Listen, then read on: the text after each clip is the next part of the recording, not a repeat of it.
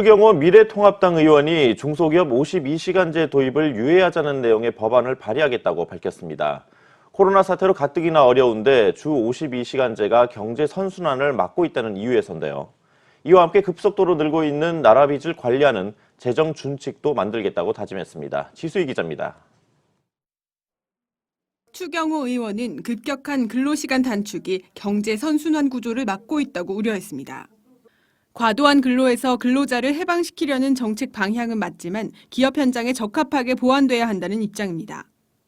이렇게 갑자기 근로시간을 무리하게 단축을 시키니까 기업 현장에서는 이 사람들을 쓸 수가 없고 수익성을 낼 수가 없기 때문에 사람을 결국은 줄이고 일감이 줄게 되고 우리 근로자들이 수입이 줄게 되는 겁니다. 그러니까 이게 악순환이 돼요. 수입이 주니까 결국은 투자, 소비가 줄게 되고. 지난 2018년 도입된 주 52시간 제도는 300인 이상 사업장과 공공기관에 우선 적용됐고 현재는 50인 이상 300인 미만 사업장에서도 시행하고 있습니다.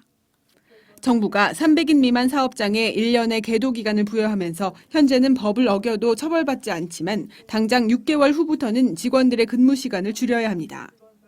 중소기업의 충격을 줄이고자 추 의원은 지난 20대 국회 때 발의했던 주 52시간제 유예 법안을 21대 국회에서 재추진한다는 방침입니다.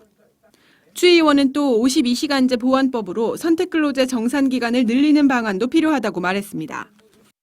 각 업계 특성에 맞게 본인이 원하면은 어떤 때는 60시간, 65시간 일하고 어떤 때는 30시간 일하고 선택적 근로시간 이런 정상기간도 왜 유연하게 조정을 못하느냐. 이런 환경 가지고는 기업이 버티질 못하고 결국은 그 화는 우리 근로자들한테 다 돌아오게 된다. 추 의원은 코로나 이후 경제 회복을 위해서 현재 빠르게 늘고 있는 국가 부채를 관리할 필요도 있다고 강조했습니다.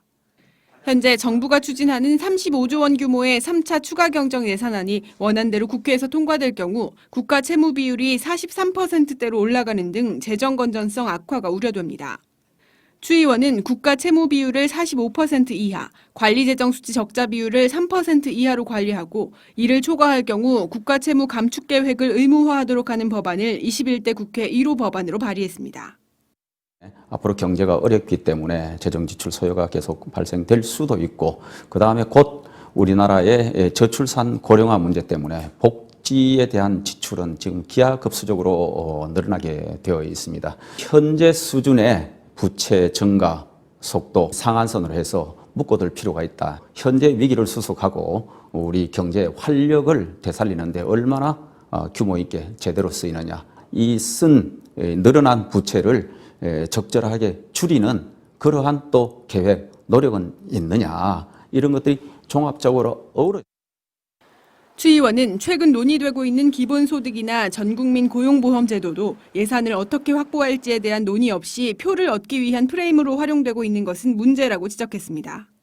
추 의원은 오는 15일 국회에서 재정 건전성 악화의 문제점과 회복 방안을 논의하는 토론회를 개최할 예정입니다. 한국경제TV 지수입니다.